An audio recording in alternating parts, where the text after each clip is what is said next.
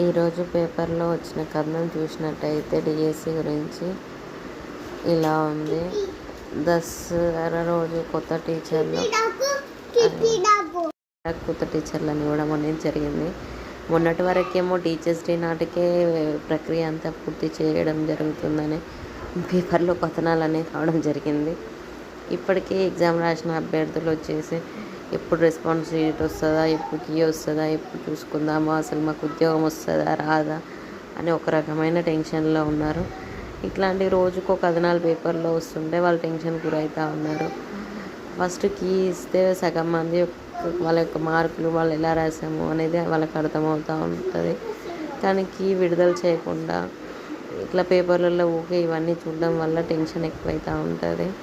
కాబట్టి బోర్డు వాళ్ళు కొంచెం తొందరగా కీ రిలీజ్ చేసి రెస్పాన్స్ షీట్స్ ఇచ్చినట్టయితే అభ్యర్థులకి ఎంతలో కొంత వారికి వాళ్ళ యొక్క మార్కులు వల్ల ఉద్యోగం వస్తుందా రాదా అనేది కొంతవరకు తెలుస్తూ ఉంటుంది.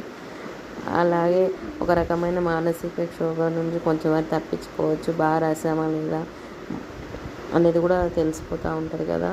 Thank you for watching.